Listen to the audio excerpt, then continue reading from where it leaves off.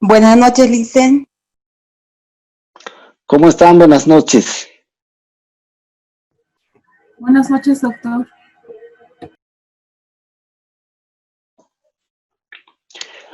Ok, ahora vamos a continuar y vamos a ver nuestra cuarta clase que está vinculada a lo que es el hecho generador. Hasta aquí hemos visto lo que es el ámbito del derecho financiero, donde se halla el derecho tributario. Hemos visto las principales bases que hacen a lo que es el código tributario. Y ahora vamos a ver uno de los aspectos más importantes, que es la relación jurídico-tributaria, que emerge de lo que es, y vamos a comprender lo que es el hecho generador.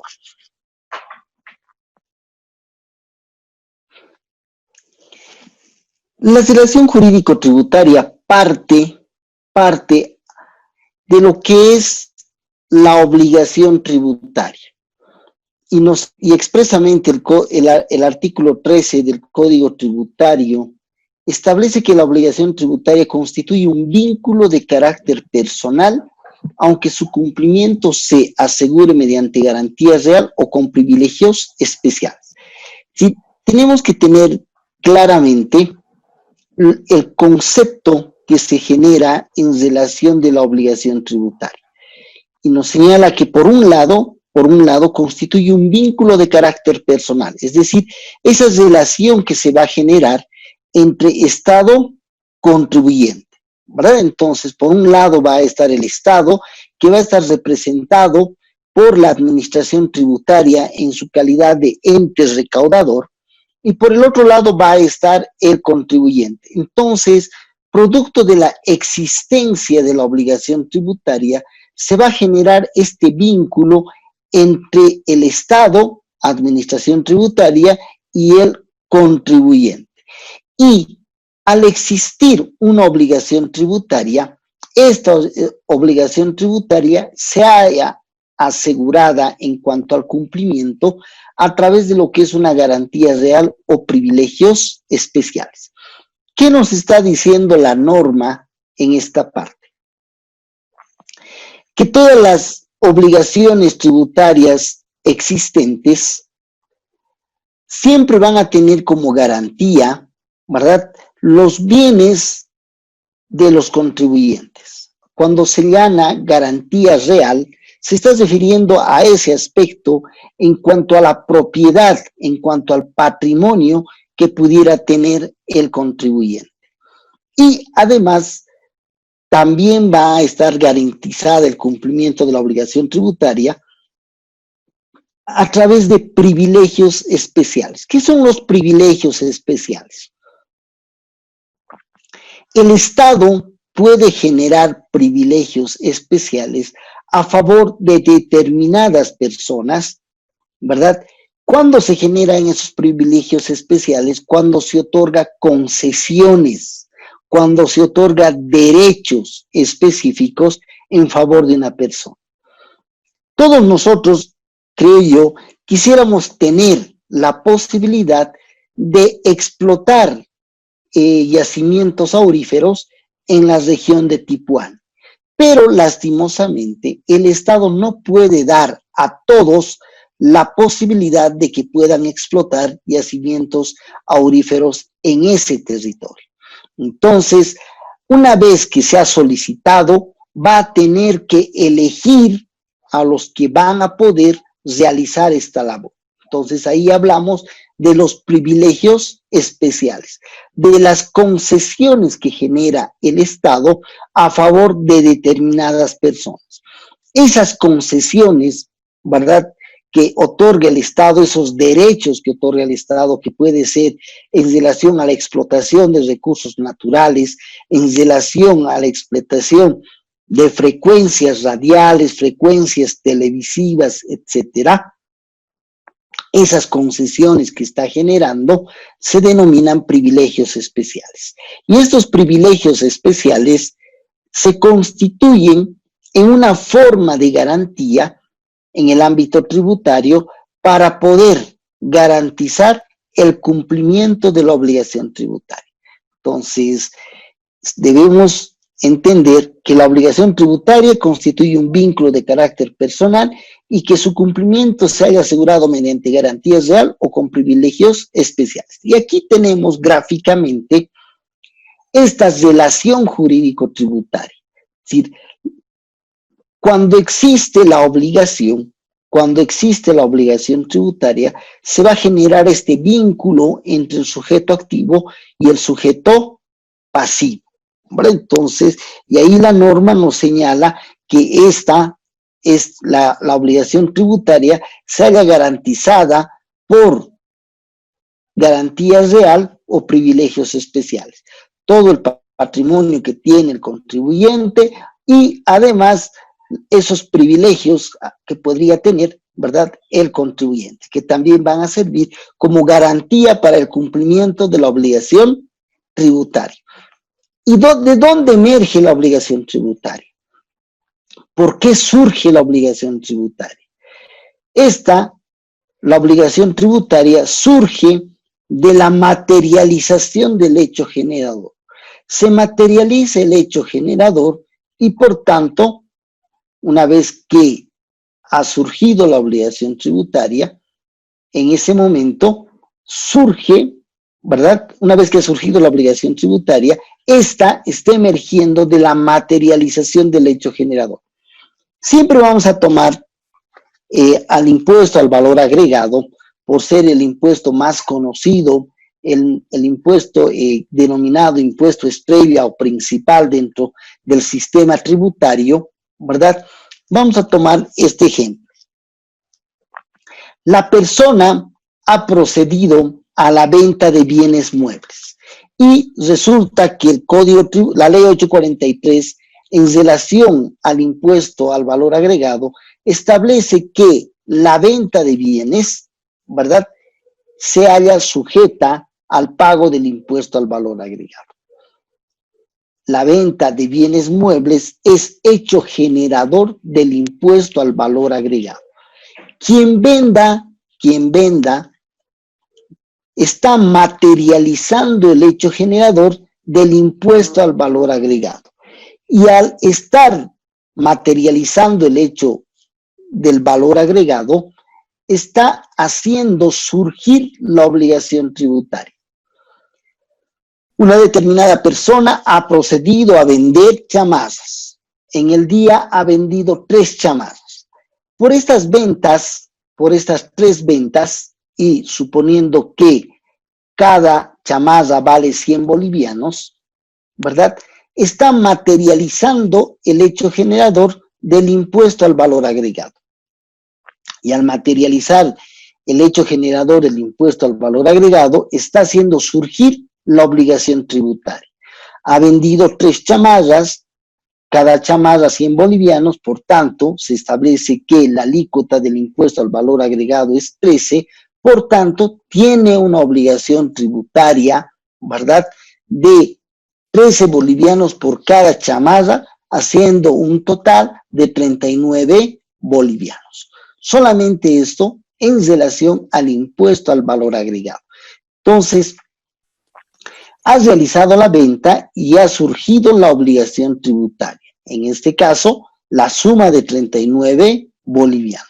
Al haber surgido esta obligación tributaria, y ahí pasamos a lo que era el concepto de obligación, ha generado un vínculo entre el sujeto activo y el sujeto pasivo, ¿verdad? Se ha generado un vínculo entre Estado y contribuyente. Y de manera específica, cuando decimos que es una obligación de carácter personal, entonces se tiene que identificar a la persona que ha materializado el hecho generador. En este caso, hablaremos que ha sido nuestro contribuyente Juan Pérez quien ha materializado con la venta de estas 3 chamazas. Entonces, surgió la relación entre el Servicio de Impuestos Nacionales y Juan Pérez. El Servicio de Impuestos Nacionales, en calidad de sujeto activo, ¿verdad?, en calidad de sujeto activo, porque Impuestos Nacionales va a representar al Estado, ¿verdad?, porque tiene, en este caso, la competencia tributaria otorgada por la norma tributaria, donde se establece que el Servicio de Impuestos Nacionales como institución ha sido creado a objeto de poder recaudar las obligaciones en el orden tributario y fundamentalmente en su carácter de impuestos de orden nacional. Entonces, el sujeto activo va a ser, en este caso, la administración tributaria, el Servicio de Impuestos Nacionales. Y por el otro lado, el sujeto pasivo, el contribuyente, en este caso, Juan Pérez. Y entre ambos se genera esta relación, este vínculo, y, ¿verdad?, producto de la existencia de la obligación tributaria. A todo esto conocemos como la relación jurídico-tributaria, en esta relación jurídico-tributaria va a existir la obligación principal, obligaciones accesorias que pueden ser mantenimiento de valor, intereses y también puede ser parte de todo esto incentivos tributarios. Es un conjunto de situaciones que se presentan, ¿verdad? Un conjunto de situaciones en esta relación jurídico-tributaria. ¿Producto de qué? De la existencia de la obligación tributaria. ¿Y por qué existe la obligación tributaria? Existe porque se ha materializado el hecho generador. Entonces, eso va a motivar a esta relación jurídico-tributaria. Si no se materializa el hecho generador, definitivamente no existiría, ¿verdad?, relación jurídico-tributaria. Y aquí tenemos que hacer también una aclaración.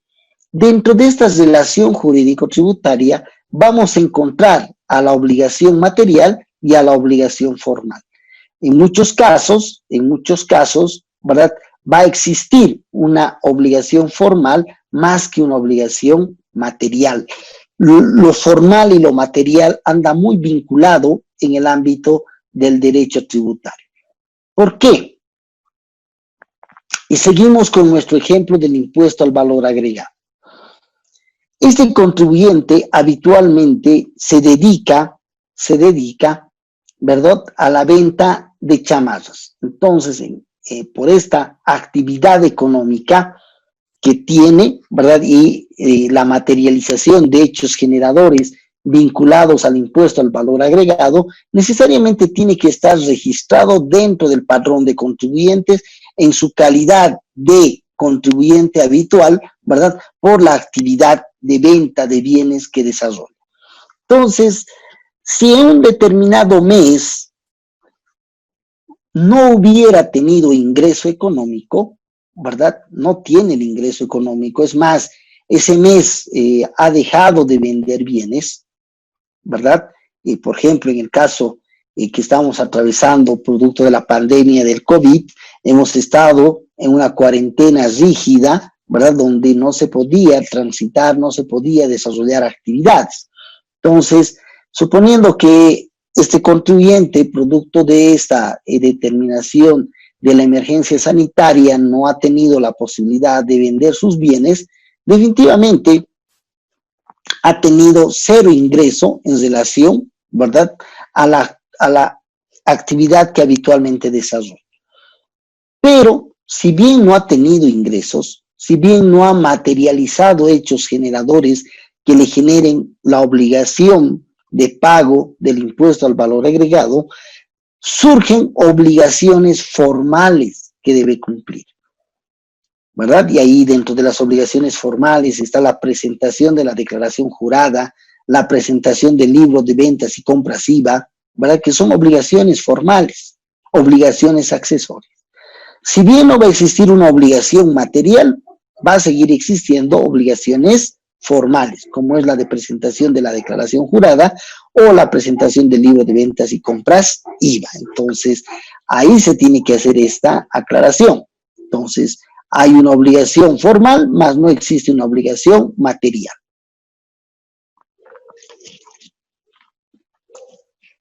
Hemos establecido que la relación jurídico-tributaria se va a generar producto de la materialización del hecho generado. ¿Qué es el hecho generador? El hecho generador es un presupuesto de naturaleza jurídica o económica establecido expresamente por ley. Y la materialización del hecho generador, ¿verdad? Configura, establece, ¿verdad? El nacimiento de la obligación tributaria. Por el otro lado, cuando se materializa el hecho generador, surge la obligación tributaria. Y esta obligación tributaria puede ser de naturaleza económica o de naturaleza jurídica, ¿verdad? Entonces, ¿y quién lo va a establecer? La ley.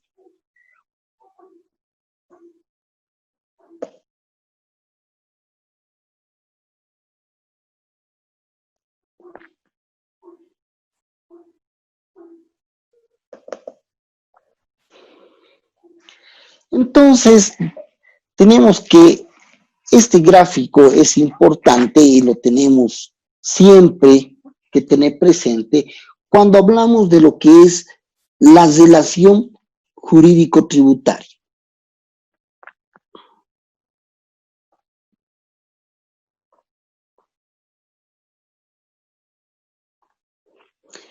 Por un lado, siempre va a estar aquí el sujeto activo, que es la administración tributaria. Y por este otro lado, vamos a encontrar al sujeto pasivo,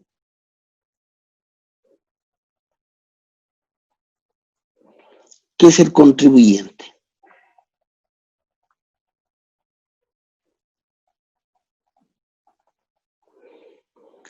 Entre ellos, entre estos dos sujetos,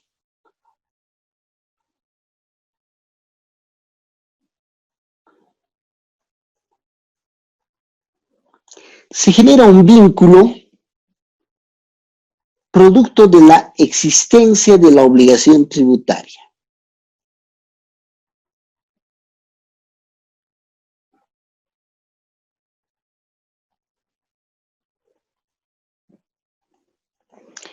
¿Por qué se da esta obligación tributaria? Por la materialización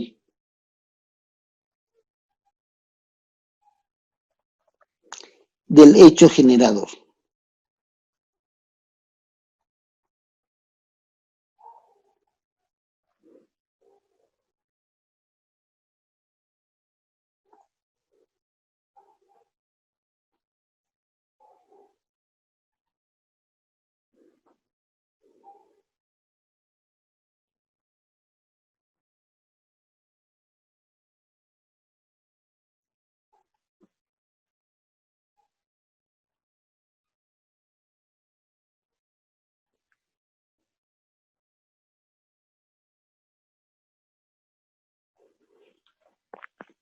Si no se materializa el hecho generador, no existe, ¿verdad? Si no se materializa el hecho generador, no existe obligación tributaria. Y si no existe obligación tributaria, tampoco vamos a encontrar un vínculo que genere esta relación entre sujeto activo, sujeto pasivo. Entonces, para la existencia de la relación jurídico-tributaria, para la existencia de la obligación tributaria, se necesita la materialización del hecho generador. ¿Y qué nos dice la norma en relación del hecho generador? Que el hecho generador, ¿verdad?, es un presupuesto de naturaleza jurídica o naturaleza económica.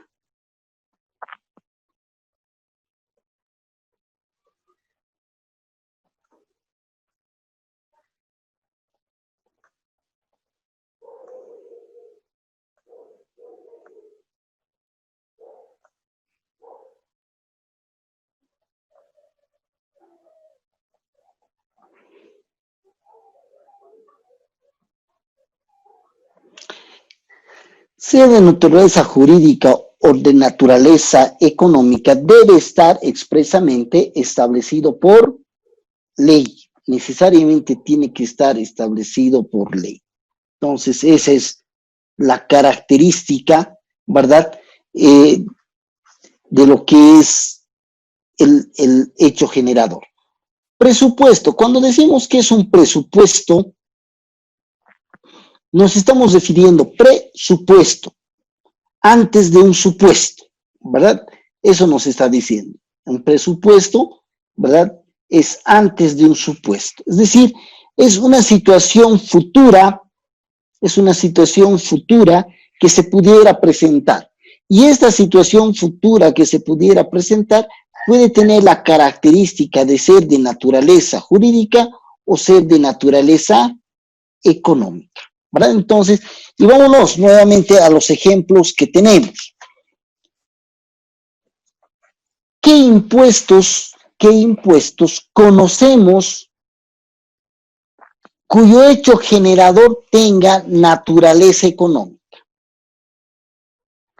¿Cuáles son los impuestos que conocemos que sean de naturaleza económica? ¿Alguien se anima a dar ejemplos de impuestos con naturaleza económica? ¿Qué me dice ese silencio?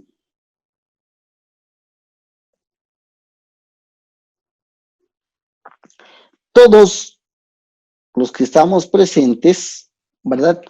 Necesariamente ya hemos, dentro de lo que es la formación del pregrado, ya hemos llevado esta parte y además que conocemos de alguna manera la conformación de los distintos impuestos vigentes dentro de territorio boliviano. Entonces, ¿cuáles son los impuestos que rigen hoy en día, verdad? Y que tengan la naturaleza económica. Licenciado, buenas noches. ¿Sería el IVA, el IT de naturaleza económica? Claro, IVA porque recae sobre ventas y la venta es naturaleza económica. Prestación de servicios, naturaleza económica. Importaciones, naturaleza económica, ¿verdad? Impuesto a las transacciones, que es el ejercicio de la profesión, oficio, comercio e industria, ¿verdad? Naturaleza económica. Impuestos sobre las utilidades de las empresas. Obviamente ahí su nombre ya lo está diciendo. Utilidad, naturaleza económica, ¿verdad? Entonces, la gran mayoría, pero no todos, ¿verdad? La gran mayoría de los tributos, y estamos viendo en esta parte impuestos, tienen naturaleza económica, pero también vamos a encontrar otros que tienen naturaleza jurídica. ¿Cuáles serían los impuestos de naturaleza jurídica?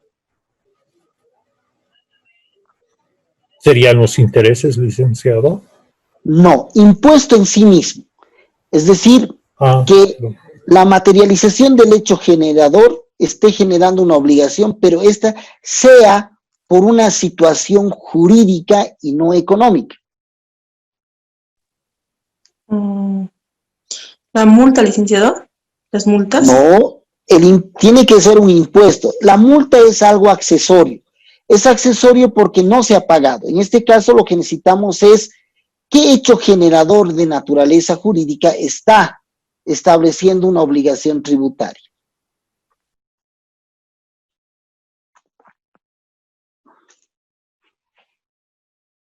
¿Alguien?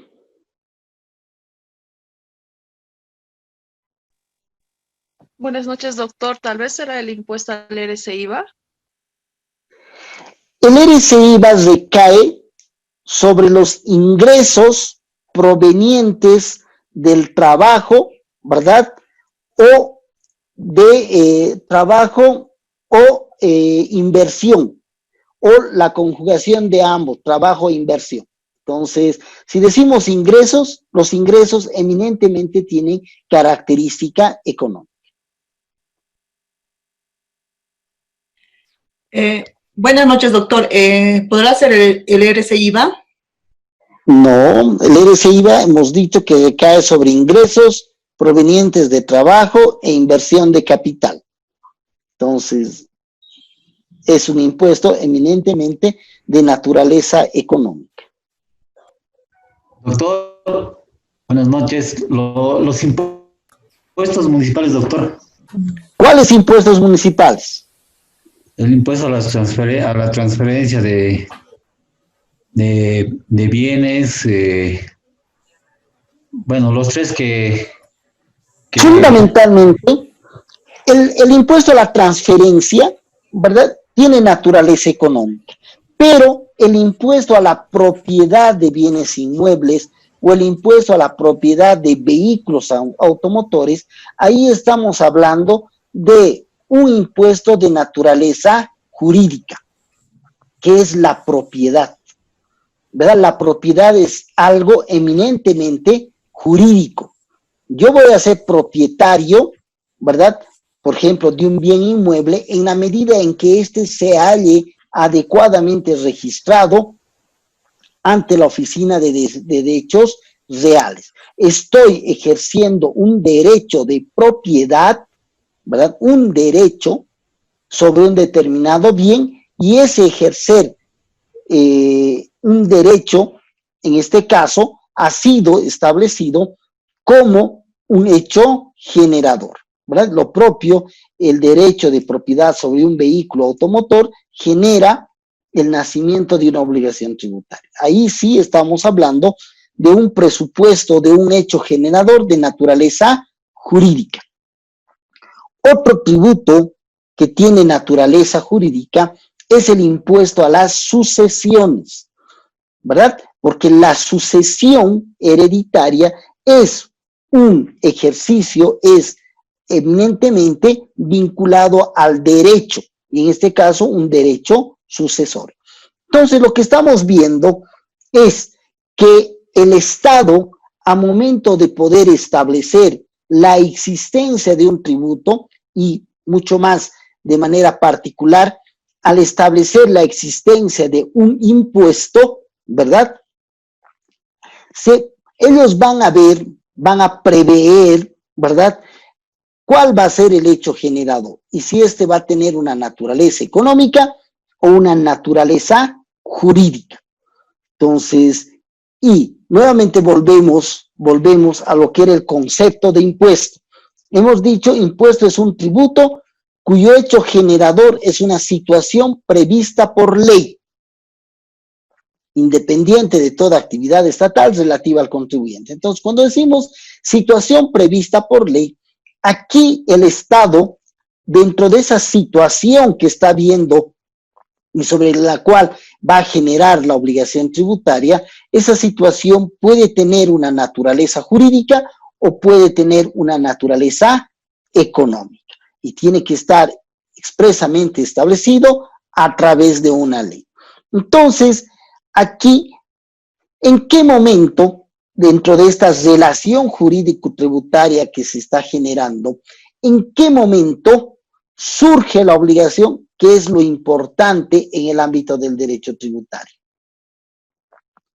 Cuando se materializa el hecho generador, entonces tenemos que tener presente cuándo se materializa el hecho generador. Y ahí se nos señala y se habla del perfeccionamiento del hecho generador. El momento en el cual, ¿verdad? El momento en el cual se materializa, el hecho generador. Y ahí vamos a encontrar que existen situaciones específicas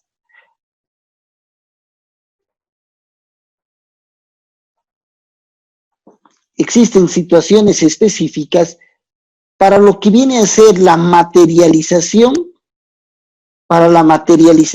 del hecho generador. Es decir, para las situaciones de naturaleza jurídica, vamos a encontrar un momento del perfeccionamiento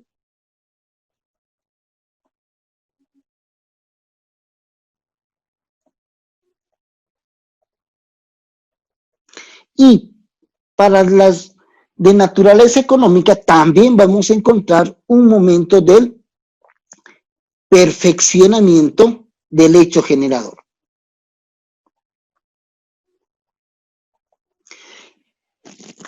En todos estos casos es importante establecer adecuadamente el momento en que se está materializando, el momento en que se está perfeccionando el hecho generador. Entonces, ¿por qué? Porque a partir de ese expreso momento,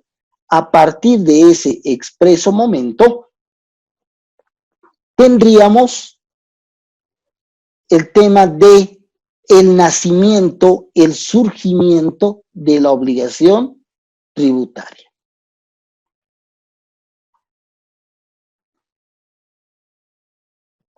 Un minutito denme para que comparta.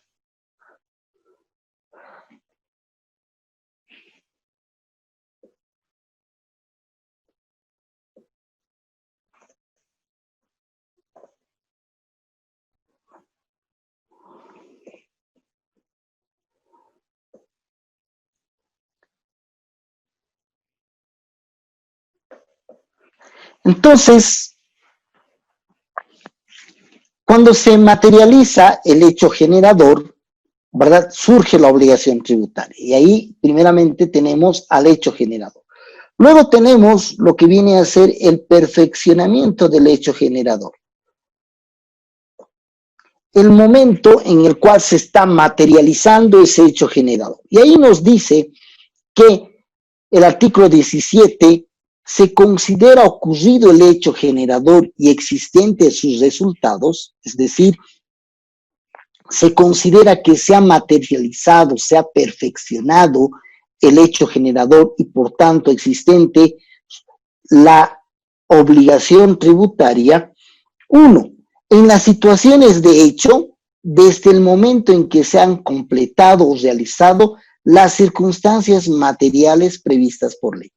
Y para las situaciones de derecho, desde el momento en que está definitivamente constituido el derecho de conformidad con la norma aplicable. Entonces, ¿cuál es ese momento expreso en el cual, ¿verdad? ¿Cuál es ese momento expreso en el cual surge la obligación tributaria?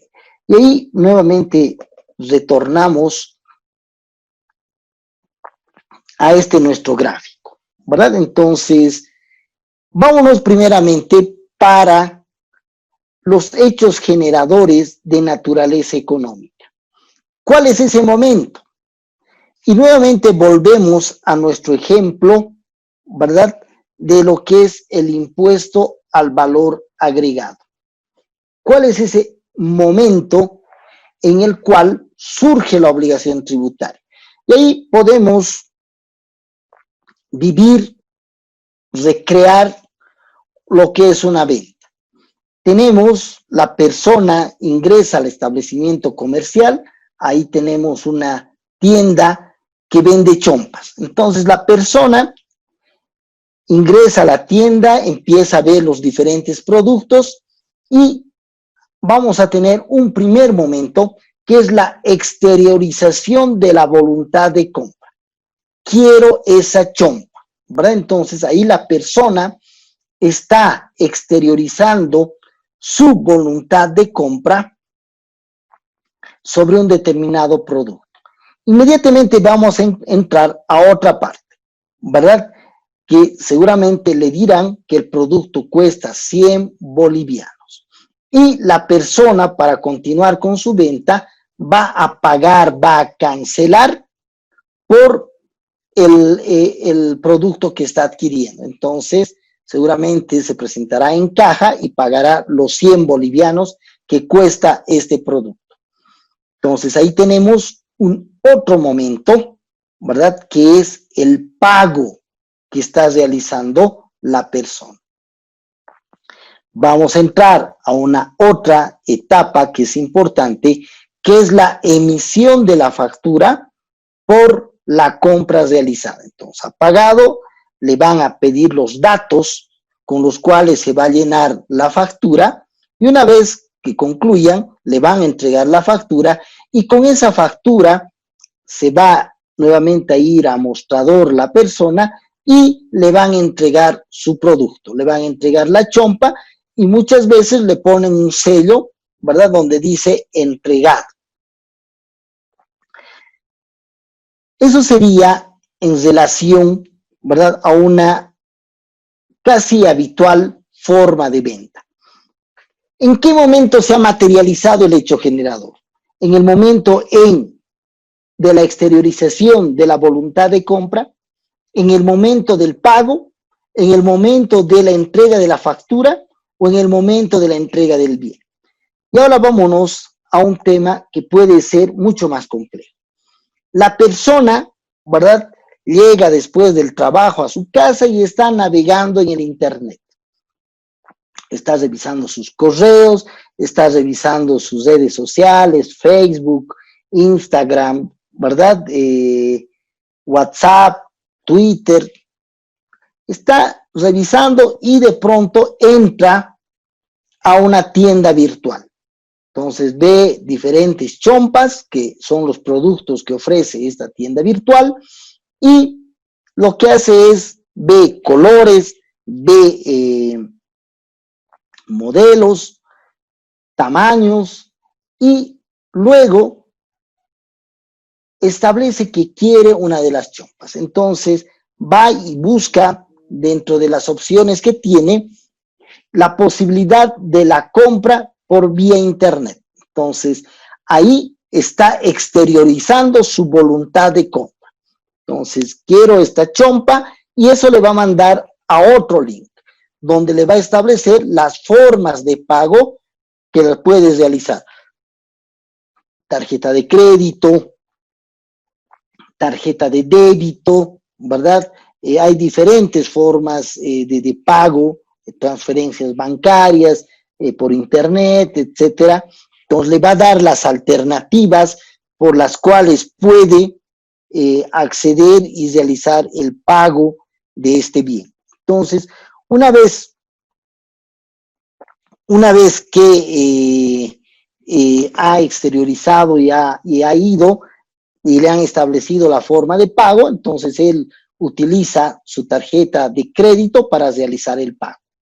Entonces paga, le establecen los datos para que le manden su factura electrónica, le llega a su correo su factura electrónica y le dicen que en el plazo de 5 días, ¿verdad? Más o menos le va a llegar el producto a través de un courier que realiza sus entregas por la venta de estos bienes. Entonces ahí nuevamente nos encontramos, pero en diferentes momentos, con la exteriorización de la voluntad de compra, con el pago por este bien, la entrega de la factura y lo que es la entrega del bien. ¿En qué momento, verdad, se ha materializado el hecho generador? Porque esto es sumamente importante. Podemos señalar, por decir algo, y para un poco complejizar esta venta a través de una entidad, a través del internet, ¿verdad? Complejizaremos. Cuando he empezado a navegar, eran exactamente las 11:50, ¿verdad?, de la noche. Las 23:50 de la noche. Entonces, más o menos a las 23:55 realiza, ¿verdad?, su exteriorización de compra.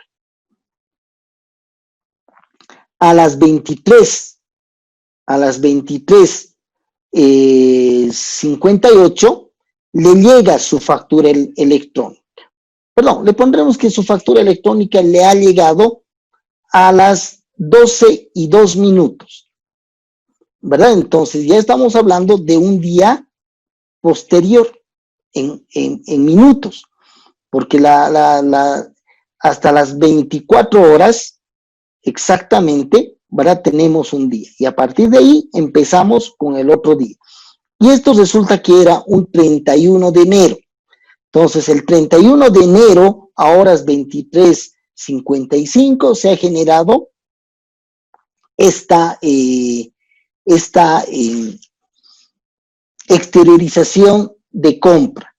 A las 23:58 se ha procedido al pago por el bien del 31 de enero. A los 2 minutos del día siguiente, que vendría a ser el 1 de febrero, ha llegado la factura electrónica. Y el día 5 de febrero le llega evidentemente el bien, la chompa. Entonces, a efectos tributarios, ¿cuándo exactamente se ha materializado el hecho generado? Eso es sumamente importante porque cuando se ha perfeccionado, se ha materializado el hecho generador, ha surgido la obligación tributaria.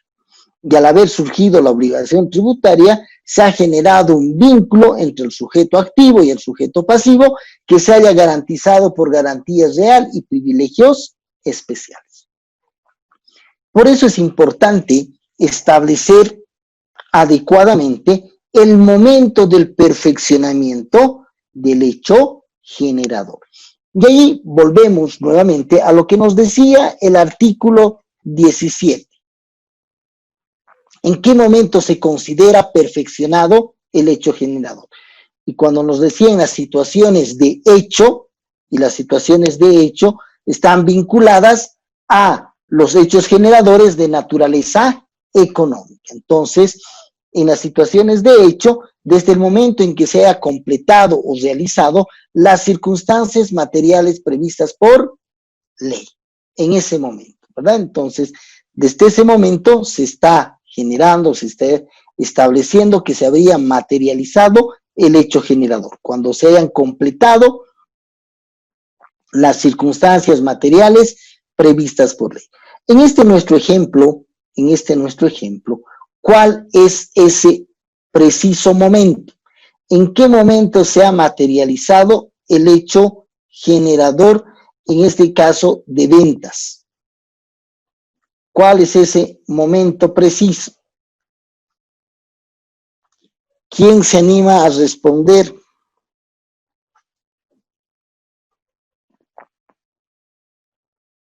Solamente tenemos 4 opciones, ¿no ve? Exteriorización de la voluntad de compra, pago, facturación, entrega de bien. ¿En qué momento?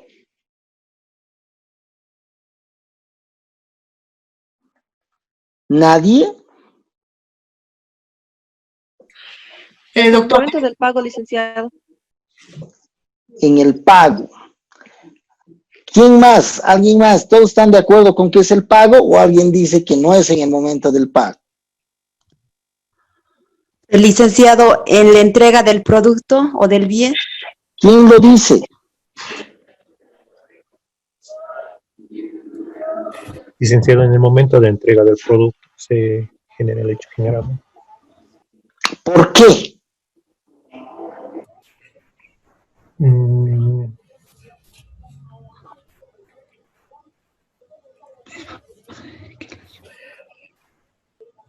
¿Por qué? ¿Por qué en ese momento? Doctor, en el momento de facturación. Vean que hemos tenido uno en el momento del pago, otro en el momento de facturación y otros en el momento de la entrega del bien. ¿Sí? No puede existir esa situación. Es decir, tiene que estar aquí cuando nos dice, ¿verdad?, que esta naturaleza económica está establecida por ley, por tanto, expresamente tiene que estar establecido cuál va a ser ese momento. Y nuevamente volvemos a nuestro artículo 17 para poder ver cómo vamos a resolver nuestro conflicto. Y nos decía, artículo 17, se considera ocurrido el hecho generador y existentes sus resultados. 1. En las situaciones de hecho, desde el momento en que se hayan completado o realizado las circunstancias materiales previstas por ley.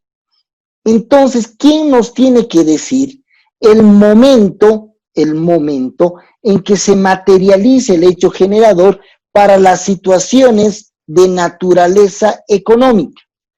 Quien nos tiene que decir es la ley.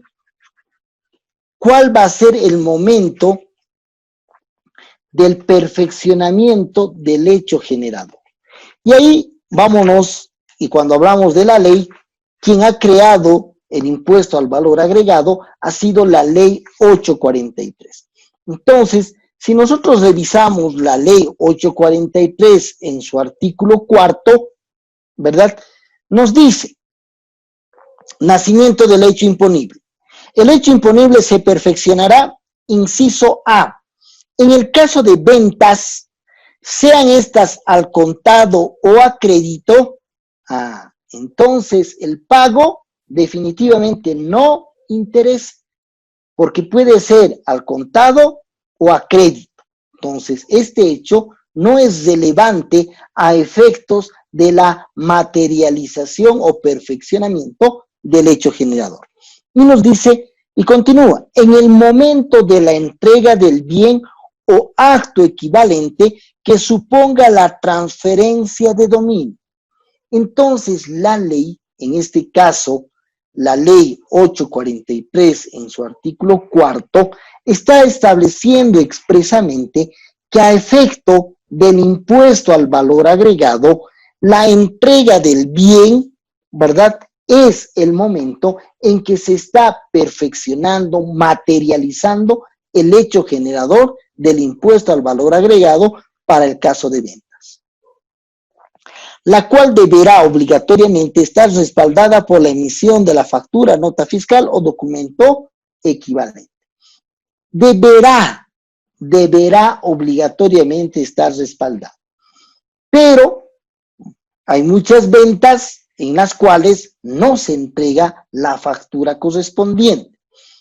Si no se ha entregado la factura correspondiente, ¿se ha materializado el hecho generador?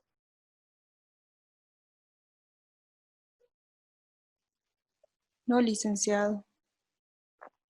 Seguro. Se ha materializado el hecho generador y ha surgido la obligación, ¿verdad? Ha surgido la obligación tributaria y por tanto se ha generado el vínculo entre el sujeto activo y el sujeto pasivo. Solamente que la omisión de la factura, por un lado, genera y puede generar en su momento, ¿verdad?, una sanción por no emisión de nota fiscal o documento equivalente. Pero de todas maneras, con la entrega del bien ya se ha materializado el hecho generador. La no entrega de la factura se constituye en algo formal, porque si fuera así, si definitivamente el no entregar la factura no surge la obligación tributaria, entonces, ¿qué podemos decir a nuestros clientes? Cuando vendan, no entreguen factura, porque con eso no se está materializando el hecho generador. Y no es así. Igual se está generando y está surgiendo la obligación tributaria. Por tanto, al surgir la obligación tributaria, así no se entregue la factura, surge la obligación del pago del tributo, en este caso, el pago del impuesto al valor agregado. Y por lo cual, por el otro lado, la administración tributaria ya puede reclamar el pago de esta obligación. Por eso, cuando la administración tributaria realiza sus procesos de fiscalización, ¿verdad?, puede determinar obligaciones tributarias pendientes de pago, ¿verdad?, por ventas no facturadas.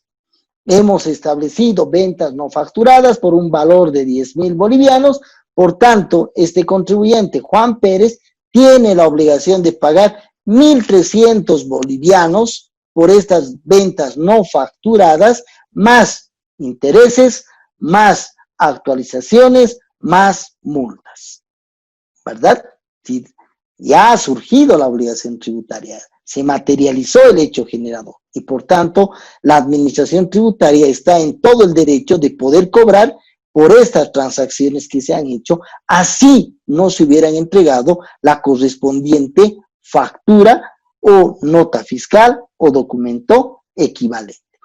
¿Qué es lo que interesa aquí?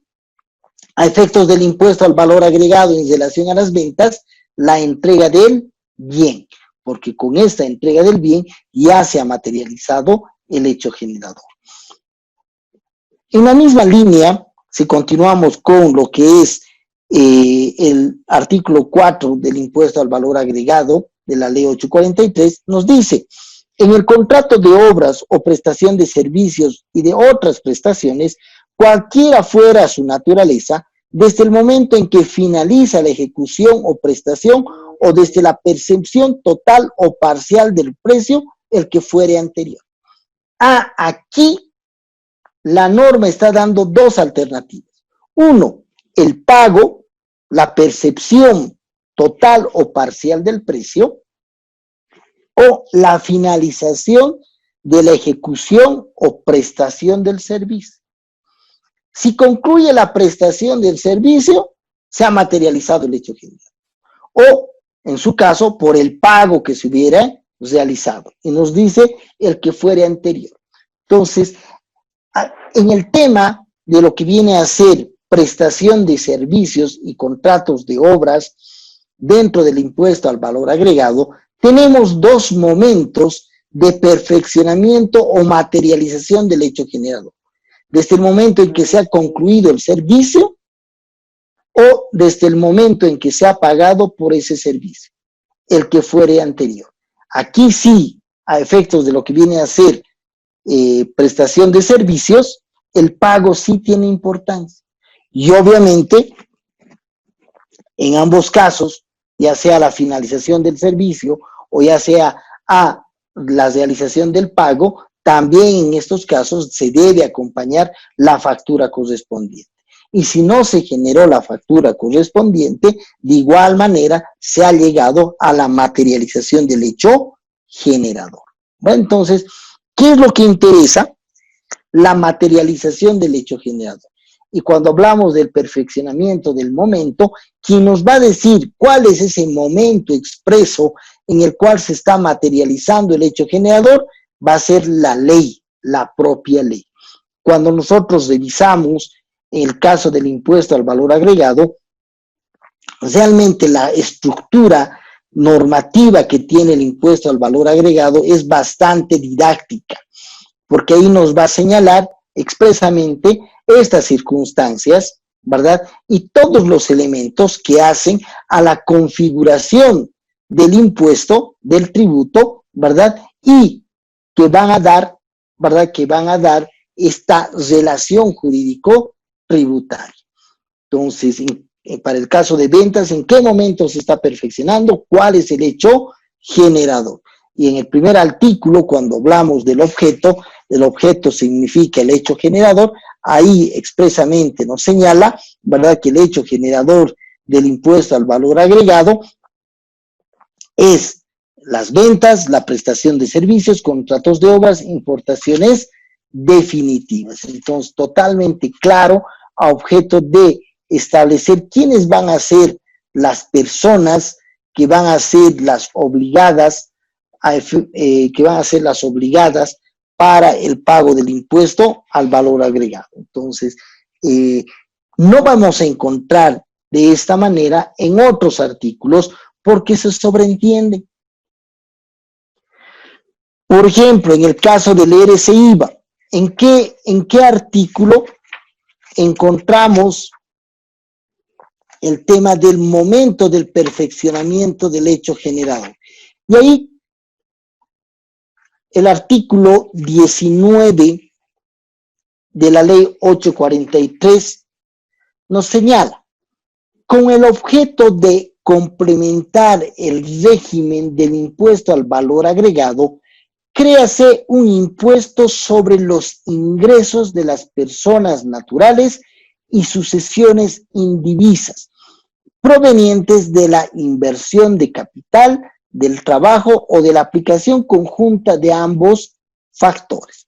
Constituyen ingresos, cualquiera fuere su denominación o forma de pago, A, los provenientes de alquileres, B, los provenientes de alquileres, subalquiler, C, los provenientes de la colocación de capitales, sean estos interés, rendimientos o cualquier otro ingreso proveniente de la inversión de aquellos, los sueldos, salarios, jornales, sobresueldos, horas extras, los honorarios de directores, todo ingreso de carácter habitual no sujeto al impuesto sobre las utilidades de las empresas.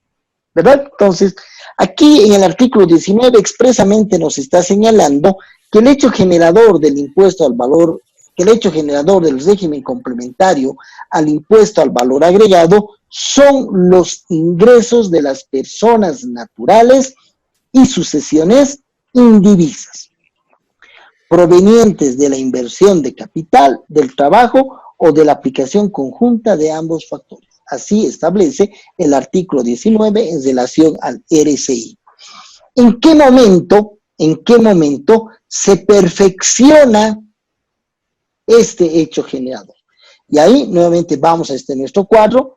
El hecho generador es eminentemente de naturaleza económica, ¿verdad? Y por tanto la ley tendría que estar estableciendo cuál es ese momento. ¿Y cuál es ese momento? Ya lo hemos leído, pero lo hemos leído dentro de lo que viene a ser la configuración del hecho generador del régimen complementario al valor agregado, cuando nos dice que el hecho generador son los ingresos de las personas naturales y sucesiones indivisas provenientes de la inversión de capital, del trabajo o de la aplicación conjunta de ambos factores. ¿Cuál es el momento de perfeccionamiento de este hecho generador? El momento del ingreso. Cuando está ingresando, se está perfeccionando el hecho generador, ¿verdad? Y además, ese ingreso sirve como hecho generador de este tributo que tiene una naturaleza económica, ¿verdad? Entonces, si dice ingreso, es el momento del ingreso. Y no vamos a encontrar una norma expresa en la cual diga se perfecciona el hecho generador del régimen complementario al valor agregado en el momento del ingreso, porque es reiterativo, ¿verdad? Es reiterativo. Por eso, al ser reiterativo, no lo vamos a encontrar de esa manera, sino ya es una interpretación que se debe dar a la norma legal. Entonces, pero siempre nuestro cuestionamiento, porque así lo establece el Código Tributario, tiene que estar establecido cuál es el momento en que se perfecciona el hecho generador.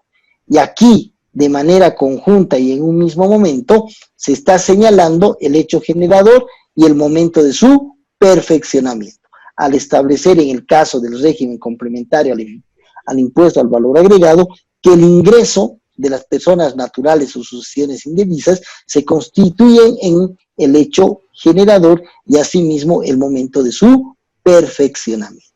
¿Comprendido? Entonces, es importante siempre establecer el momento del perfeccionamiento. Ahora, yéndonos a lo que vienen a ser los presupuestos de naturaleza jurídica, ¿verdad? Los que tienen naturaleza jurídica, y ahí el artículo 17 de la ley del Código Tributario nos señala que en las situaciones de derecho se considera perfeccionado desde el momento en que están definitivamente constituidos los derechos de conformidad a la norma legal aplicable. Tomaremos como ejemplo el impuesto a la propiedad de bienes inmuebles, ¿verdad? En este caso, el hecho generador es la propiedad del bien inmueble. Y aquí nos dice que en estas situaciones de derecho se va a considerar que se haya perfeccionado el hecho generador en el momento en que esté definitivamente constituido el derecho de conformidad a la norma legal aplicable. Si estamos hablando del impuesto a la propiedad de bienes inmuebles, ¿cuál es el momento en que se materializa el derecho propietario? porque aquí nos dice cuando está constituido el derecho de conformidad a la norma legal aplicable. ¿Cuál va a ser la norma legal aplicable? La norma legal aplicable, la que rige, normativiza en relación a la propiedad inmueble, es el Código Civil. Y el Código Civil establece que el derecho propietario se materializa en el momento en que se registra el bien inmueble dentro de la Oficina de Derechos Reales. En ese momento uno pasa a ser propietario, ¿verdad? Y efectivamente se haya constituido este derecho. Entonces, primeramente tenemos que revisar qué dice la norma legal aplicable en relación a ese derecho. Y ahí el Código Civil nos dice, y por tanto ese momento que dice el Código Civil lo vamos a utilizar a efectos de considerar que se ha materializado el hecho generador, ¿verdad? Para este caso, para este impuesto que tiene un presupuesto de naturaleza jurídica. Impuesto a las sucesiones, que es otro impuesto de naturaleza económica. También es el Código Civil quien establece el momento en que definitivamente se haya constituido el derecho sucesorio.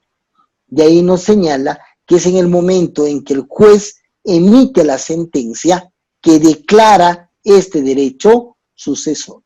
Desde ese momento, a efectos tributarios, debemos considerar que se ha perfeccionado el hecho generador y por tanto surge la obligación tributaria. ¿Verdad? Entonces, tanto para los hechos generadores de naturaleza económica como para los hechos generadores de naturaleza jurídica, es importante establecer el momento en que se ha materializado, se ha perfeccionado, porque a partir de ese momento surge la obligación tributaria. Con esta relación que hemos hecho, ¿verdad? Hemos identificado o podemos identificar quién va a asumir el carácter del contribuyente. ¿Quién es el que ha materializado el hecho generador? Se constituye en contribuyente de la obligación tributaria. Juan Pérez es propietario de un bien inmueble, por tanto es contribuyente, ¿verdad?, del impuesto a la propiedad de bienes inmuebles. Ha fallecido el padre de Juan Pérez y él realiza su declaratoria de herederos. Entonces, a partir de la emisión de la sentencia y por el cual se lo constituye como heredero de Facundo Pérez, por decir algo, surge la obligación tributaria a objeto del pago del impuesto a las sucesiones. Entonces, siempre vamos a tener el momento en el cual se está materializando el hecho generador y por tanto está surgiendo la obligación tributaria.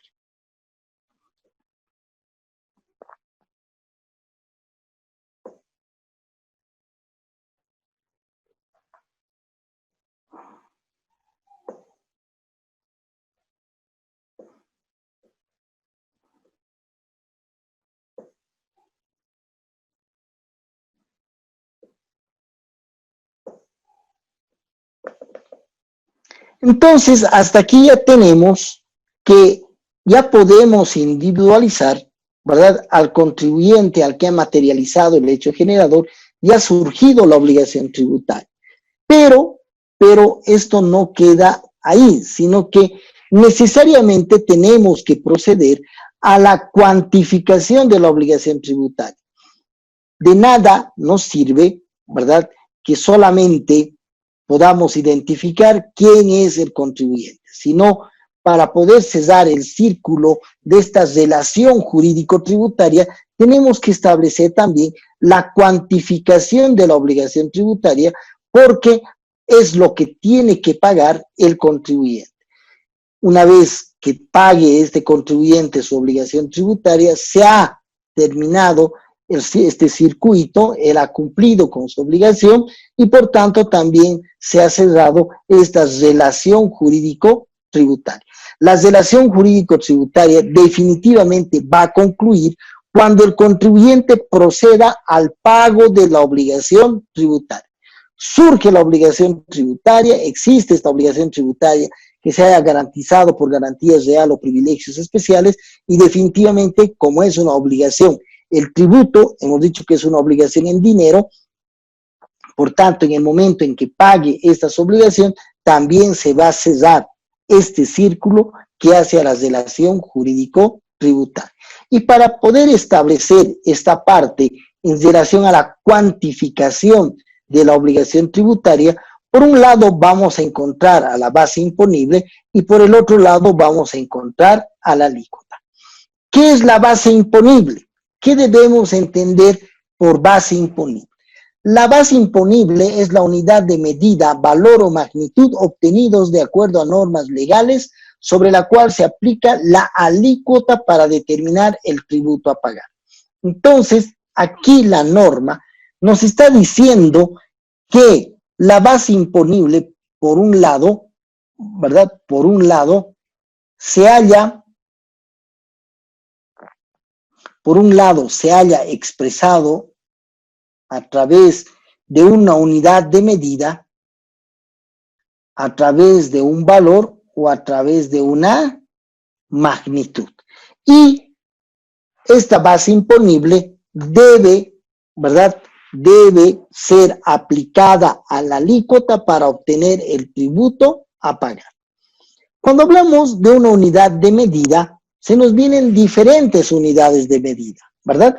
Ahí tenemos el litro, el kilo, el metro, ¿verdad? El kilómetro, el hectolitro, ¿sí? Hay una serie de unidades de medida. En una de estas unidades de medida puede estar expresada la base imponible. Por el otro lado, tenemos al valor. El valor siempre se va a expresar en una unidad monetaria. Para poder establecer el valor de un objeto, este tiene que estar expresado en una unidad monetaria. En el caso boliviano, ¿verdad?, a través de lo que son los bolivianos. Esto cuesta 10 bolivianos, esto cuesta 100 bolivianos. Ese es su valor. O también se puede señalar un valor en dólares. Esto vale $7,000. Este vehículo vale $21,000, pero se está dando el valor de ese bien, ¿verdad?, en una unidad monetaria, que también así se puede expresar la base imponible, o en una magnitud. Cuando no se puede expresar en una unidad de medida o en un valor, se puede expresar en una magnitud. ¿Cuál es una magnitud? Grande, pequeño, mediano, magnitud. Entonces, también a través de una magnitud se puede establecer una base imponible. Entonces, por un lado, tenemos que la base imponible puede estar expresada en una unidad de medida, en un valor o en una magnitud. Y ya sea la unidad de medida, valor o magnitud, se debe aplicar la alícuota para determinar el tributo a pagar.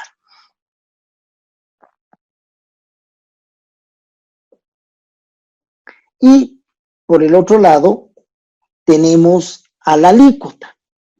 Y nos dice, ¿verdad? Y nos dice en relación a la alícuota que es un valor fijo o un valor porcentual. De igual manera, valor fijo, valor porcentual, ¿verdad? Entonces, ahí nos dice, alícuota es el valor fijo o porcentual establecido por ley que debe aplicarse a la base imponible para determinar el tributo a pagar.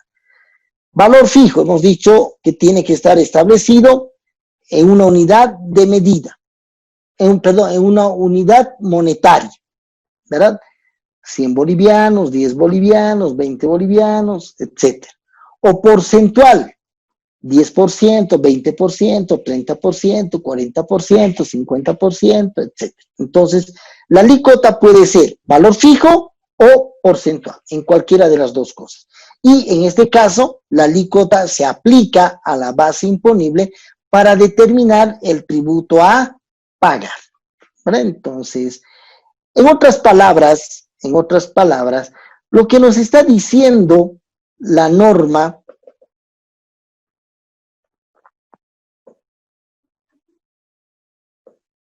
es, denme un minutito. Lo que nos está diciendo la norma es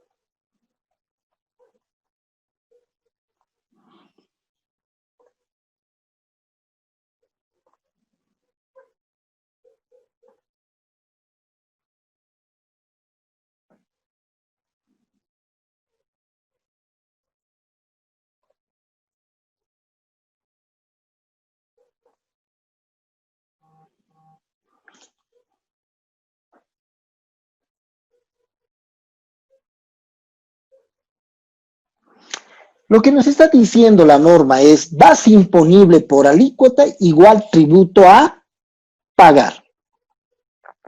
Y en la cual este tributo a pagar, ¿verdad? Perdón, en la cual la base imponible puede estar expresada en una unidad de medida, en un valor o en una magnitud. Entonces, base imponible.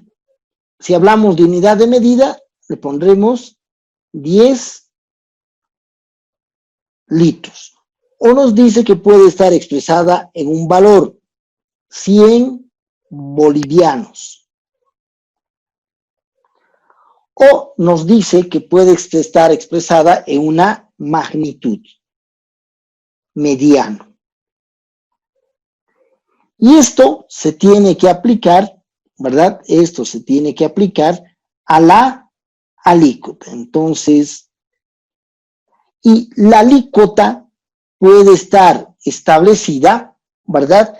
En un monto fijo o en un valor porcentual. Entonces, hablaremos de valor fijo. Bolivianos 0,50. O hemos dicho que puede estar establecido en un valor porcentual, 13%, ¿verdad? Entonces, esto nos tiene que generar el tributo a pagar. Como resultado de este ejercicio, tenemos que llegar a establecer el tributo a pagar. Y ahí tenemos 10 litros por bolivianos 0,50 y tendríamos bolivianos 5. 100 bolivianos por 13%, bolivianos 13. Y mediano, aquí necesariamente, ¿verdad? Esta alícuota tiene también que estar en un valor fijo. Porque si fuera valor porcentual mediano por 10%, no tendríamos un tributo a pagar. Entonces, mediano por bolivianos 20, bolivianos 20, ¿verdad? Entonces, en todos estos casos, producto del ejercicio que se ha realizado, estamos llegando a establecer, ¿verdad?, el tributo a pagar. En todos estos casos. Por un lado, siempre vamos a tener a la base imponible, por el otro lado, a la alícuota, que nos va a dar como resultado el tributo a pagar. En el primer caso, cuando decimos 10 litros por bolivianos 0,50 igual bolivianos 5, Nos estamos refiriendo casi a lo que es el impuesto a los consumos específicos, donde la base imponible del ICE está dada por una unidad de medida y la alícuota está establecida en un valor fijo. En el otro caso, cuando la base imponible está establecida en un valor y la alícuota está establecida en un porcentaje, estamos hablando en este caso del impuesto al valor agregado, ¿verdad? También de similar situación está el impuesto a las transacciones, el impuesto sobre las utilidades de las empresas, donde la base imponible está en un valor y la alícuota está en un determinado porcentaje. Cuando vemos que la base imponible está en una magnitud y la alícuota está en un valor fijo, ¿verdad? Aquí definitivamente hasta este momento no tenemos expresamente un tributo en el cual estemos hablando de una magnitud. En el gobierno municipal de La Paz se ha presentado un proyecto de ley municipal a objeto de poder establecer un tributo a la tenencia de mascotas. En este proyecto de ley municipal que crea el impuesto a la tenencia de mascotas, la base imponible está sí en magnitud, cuando habla de raza pequeña, raza mediana y raza grande. Y la alícuota está en un valor fijo. Pero todavía no se ha puesto en vigencia y en el momento en que se pudiera generar esta situación de aprobarse esta ley municipal que establezca este impuesto a la tenencia de mascotas, sí tendríamos el primer tributo en el cual la base imponible está en una magnitud, ¿verdad? Y su alícuota está en un valor fijo. Mientras tanto, no tenemos ningún otro tributo que tenga esas características. Ahora, ya tenemos con esto, ya habríamos establecido, ¿verdad? Ya el tributo a pagar. Y con eso de alguna manera estaría cerrado este circuito que hablamos dentro de la relación jurídico-tributaria.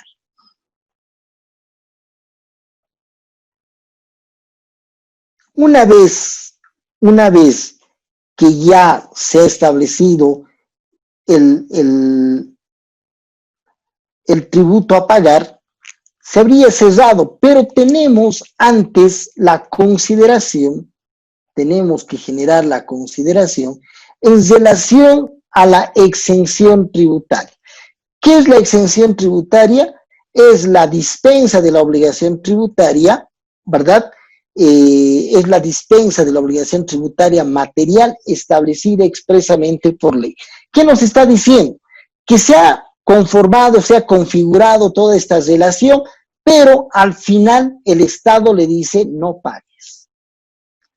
Se ha generado esta relación Estado contribuyente, producto de la materialización del hecho generador, ha surgido la obligación tributaria, pero cuando ya incluso se haya cuantificado esa obligación tributaria, el Estado le dice no pagues, no pagues. La propia ley le está eximiendo. Por ejemplo, impuesto a la propiedad de bienes inmuebles, ¿verdad?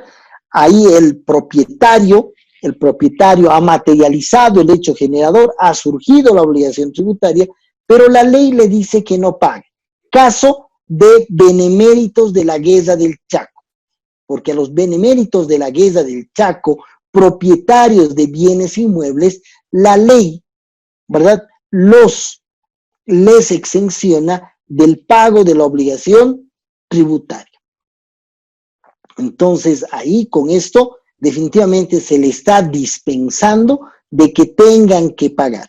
Y vamos a encontrar en diferentes partes de la ley 843 las exenciones tributarias, fundamentalmente en el caso del impuesto a las transacciones, del impuesto sobre las utilidades de las empresas, ¿verdad? Donde ahí se está estableciendo las condiciones y requisitos para la procedencia de la exención. Necesariamente la ley tributaria, y solamente a través de una ley, se pueden establecer exenciones. Es decir, el Estado a través de la ley va a otorgar esa posibilidad de dispensa del cumplimiento del pago de la obligación tributaria.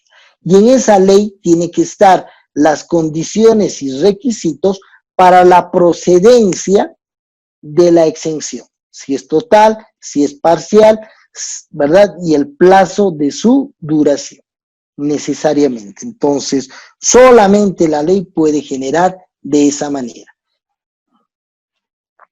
Entonces, si nosotros revisamos la ley 843, vamos a encontrar que dentro de la conformación que hace a cada tributo van a existir o no van a existir exenciones. ¿Sí? Por ejemplo, en el caso del impuesto a las transacciones, sí encontramos una serie de exenciones, ¿verdad? Actividades económicas realizadas por el propio Estado o actividades económicas muy particulares, como por ejemplo es el caso de la educación. La educación está liberada del pago del impuesto a las transacciones. En el caso del impuesto sobre las utilidades de las empresas, ahí habla de las asociaciones de carácter, de las asociaciones que tienen, que realizan actividades de beneficencia, caridad, son de carácter religioso, cultural, educativo, etcétera, que los libera del pago sobre las utilidades de las empresas. Entonces, ahí es importante poder establecer ese tipo de situaciones para ver si corresponde o no corresponde el pago de la obligación. Y eso lo va a señalar expresamente, ¿verdad? La ley que está configurando cada tributo. Entonces, lo importante, lo fundamental en esta parte es poder establecer la materialización del hecho generador y el momento del perfeccionamiento de este hecho generador, porque a través de ello podemos establecer la existencia de la obligación tributaria.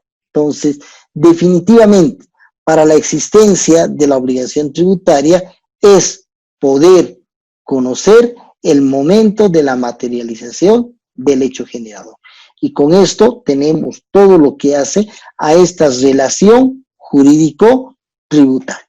¿Comprendido? ¿Preguntas? Doctor, buenas noches. Carmen Condori le habla. Doctor, quería hacerle una consulta. Dime, ¿Qué sucede cuando un contribuyente que es empresa unipersonal, por ejemplo, fallece? ¿Qué procedimientos se tienen que realizar? ¿Y en qué momento se da las sucesiones indivisas? Por favor, ¿me podría aclarar esa figura? Doctor, gracias. Claro que sí. Cuando hablamos de lo que viene a ser el fallecimiento de un contribuyente, antes no existía una norma expresa, pero ahora sí ha salido, donde establece que máximo la unidad económica tendría la posibilidad de trabajar por el espacio de 30 días, hasta que sus herederos se hagan cargo de esa unidad económica. Y ahí tenemos, evidentemente, y es obvio, que con la muerte de la persona, ¿verdad?, culmina los derechos y obligaciones de esa persona. Si ningún muerto va a tener derechos, ningún muerto va a tener obligaciones. Por tanto, en el ámbito tributario, esta muerte va a generar y va a tener sus efectos en relación a este vínculo que se genera con el Estado. Y obviamente la muerte en muchos casos es muy de improviso y no estaba, el contribuyente no había previsto que va a fallecer y tampoco su entorno familiar. Entonces, y en muchos casos las obligaciones pendientes que pudiera tener esta unidad económica hace que continúe con las labores económicas que tiene que realizar, ¿verdad? Ya sea de prestación de servicios, ya sea de venta de bienes, etcétera, dependiendo de las características particulares que tiene el negocio. Entonces, la norma establece que máximo máximo tiene la posibilidad de continuar funcionando por el espacio de 30 días. Y ahí la pregunta que tú tienes, ¿qué se tendría que hacer? Dos posibilidades. Que para hacerse cargo del negocio, el entorno familiar, los ascendientes o descendientes directos que van a ser llamados a objeto de poder acceder a la herencia, ¿verdad? Realicen su declaratoria de herederos. Entonces, en este caso, por decir algo, se trata de una empresa, de una ferretería, ¿verdad? Es la ferretería la que está desarrollando la venta de este tipo de bienes, y lo que tendría que hacer inmediatamente es generar la declaratoria de herederos, y con esto este negocio pasaría a los herederos. Caso contrario, ¿verdad? Lo que podrían hacer es cesar esa actividad por el fallecimiento de este contribuyente, pues le pondremos nombre Juan Pérez. Juan Pérez ha fallecido, por tanto ya no puede realizar esta actividad, e inmediatamente se saca un nuevo número de identificación tributaria a nombre de la esposa. Es decir, la esposa ya de manera independiente va a continuar con este tipo de negocio. Se cerró aquí por el fallecimiento y aquí abrimos como si fuera uno nuevo, ya a nombre de la esposa, uno de los hijos, etc. Al Estado, en este caso, al Estado no le interesa mucho el cómo, lo que le interesa a quién, ¿verdad? Si nosotros lo complicamos un poco más,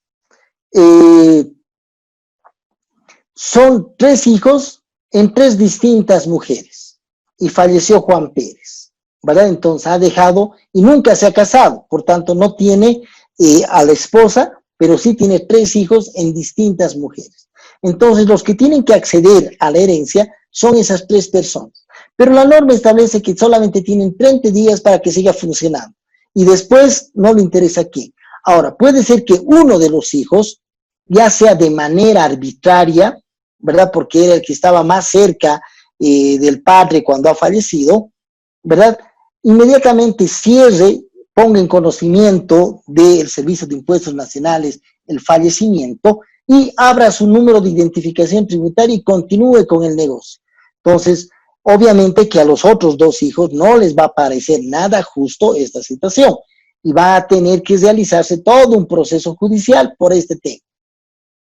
Al Estado no le interesa este hecho que estén en conflictos por esto. Lo que le interesa es que a partir de ahora ha fallecido Juan Pérez y se ha hecho cargo Pedro Pérez, así sea arbitrariamente, pero por los productos vendidos, esta persona se está haciendo responsable, porque él ha sacado su número de identificación tributaria y ha dicho que se está dedicando a la venta de productos de ferretería, ¿verdad? Entonces, cuando tú me preguntas qué se tendría que hacer, cuál es el procedimiento, el correcto, la declaratoria de herederos para que los herederos luego asuman, ¿verdad?, la continuidad del negocio.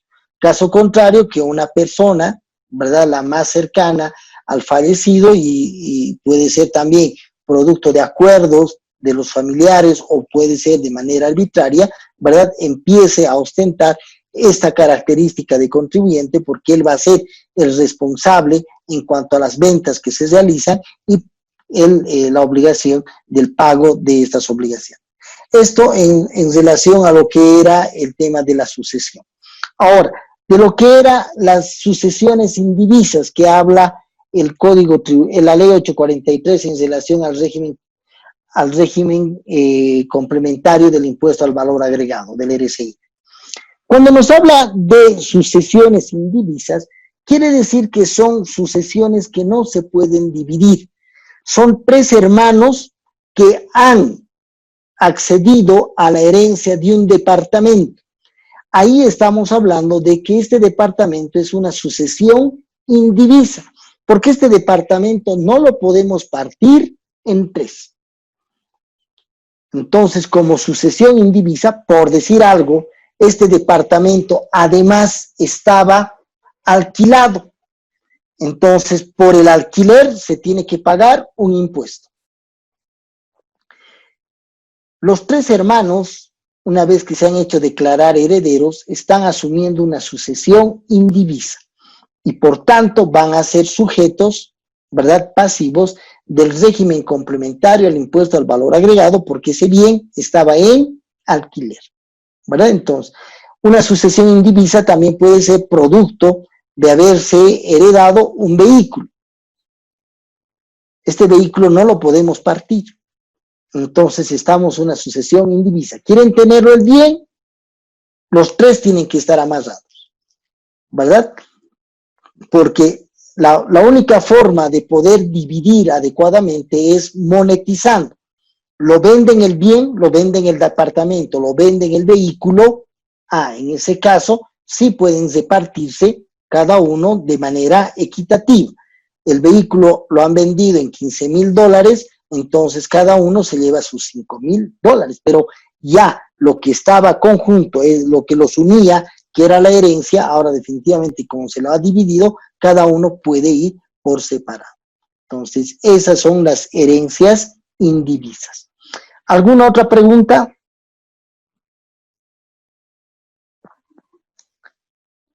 ¿Hay más preguntas? Doctor, nuevamente Carmen le habla. Doctor, aparte de lo que me está explicando de la sucesión indivisa, específicamente son a bienes materiales o también se puede plantear la figura de una sucesión indivisa en empresas. ¿Es posible esa situación, doctor? Por favor. Generalmente en unas empresas no. ¿Por qué? Porque si es empresa tendría que ser un tipo societario. Ahí puede ser una sociedad anónima o puede ser una sociedad de responsabilidad limitada. Entonces, si este contribuyente que ha fallecido era parte de una sociedad, quiere decir que tenía acciones o tenía cuotas de capital en esa empresa. Entonces le pondremos que sus cuotas de capital accedían al 20% y ese 20% correspondía a 40 cuotas de capital. Entonces, los herederos pueden dividir esas cuotas de capital entre ellos. Y por decir algo, 40 cuotas de capital más o menos les va a salir a 13.3. ¿Sí? Se puede. De alguna manera sí se puede generar y por tanto cada uno se mantendría de manera individual. Por tanto, ahora una empresa unipersonal, lo que acceden a la empresa unipersonal, pero al ser una empresa, lo que definitivamente está previsto, ¿verdad? No se la puede dividir la empresa, ¿sí? Pero para ello, ¿qué tienen que hacer?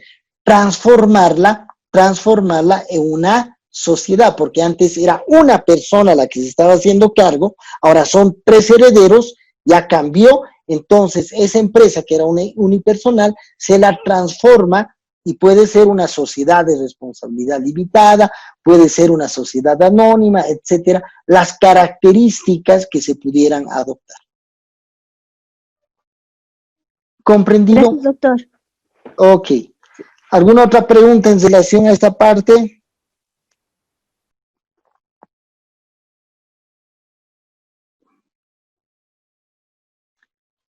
No hay preguntas. Perfecto, entonces nos estaríamos viendo el día miércoles, ¿verdad? Para continuar con nuestra quinta clase, que vamos a ver de manera ya más particular a los sujetos de la relación jurídico-tributaria.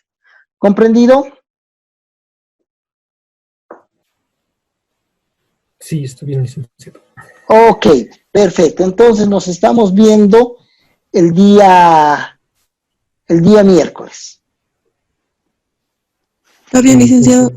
Ok. Hasta luego, Doctor, licenciado. buenas Buenas noches. noches. Gracias, doctor. Nos vemos hasta el día miércoles. Hasta luego, licenciado. Gracias, doctor. Hasta luego. Hasta luego, doctor. Muchas gracias. Nos Gracias, vemos. licenciado. Hasta luego.